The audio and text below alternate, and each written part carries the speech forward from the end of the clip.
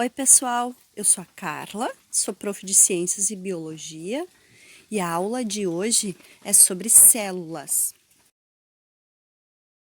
O nosso corpo é formado por trilhões de células, mas onde ficam todas essas células?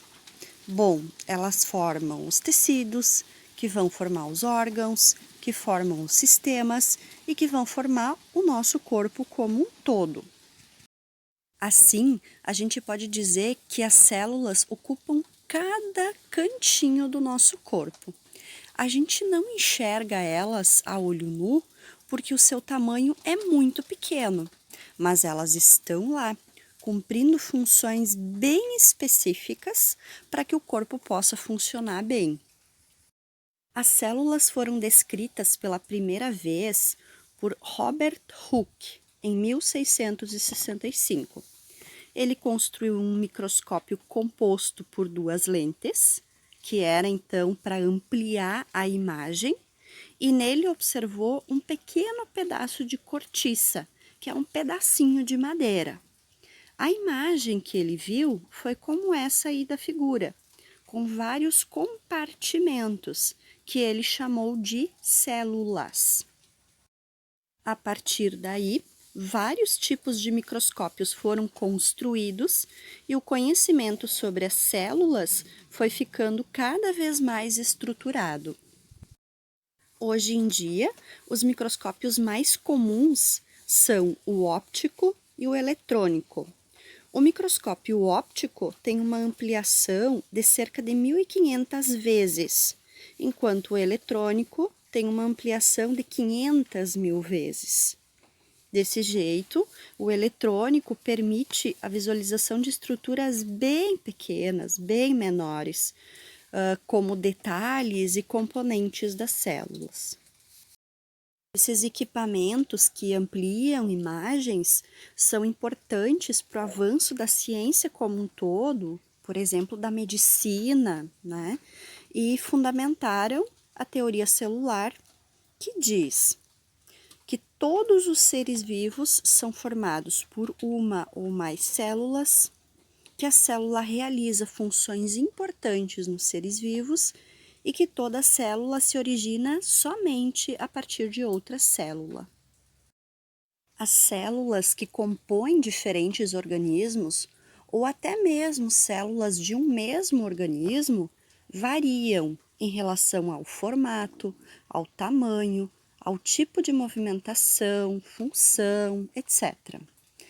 Mesmo tendo variação, todas as células apresentam 4 componentes, que são a membrana plasmática, que é o que delimita a célula, tem material genético, que está representado então pelo DNA, tem ainda os ribossomos, que são responsáveis pela síntese proteica, e ainda o citosol, que é um material gelatinoso que preenche toda a célula.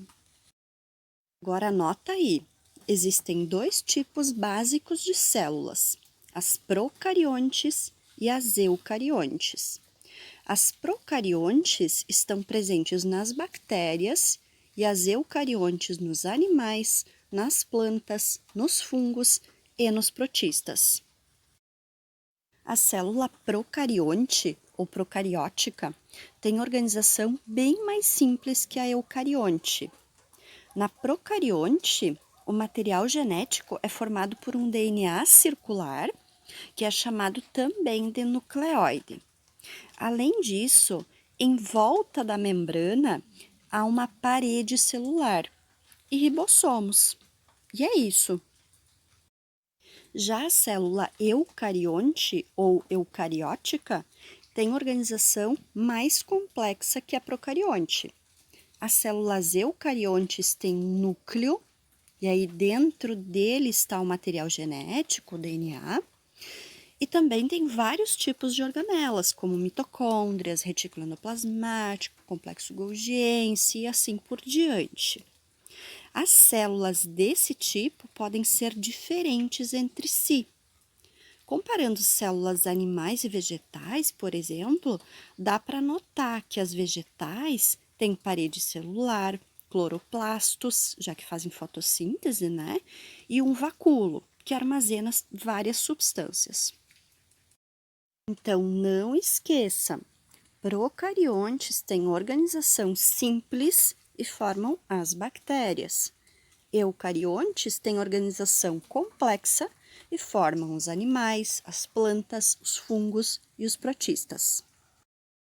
Esse conteúdo é considerado muito importante dentro da biologia, tanto que volta e meia ele aparece em vestibular e no Enem. Então, se alguém ficou com alguma dúvida ou quer fazer alguma pergunta a respeito disso, deixa uma mensagem nos comentários, tá? Muito obrigada pela atenção e se inscreve lá no meu canal.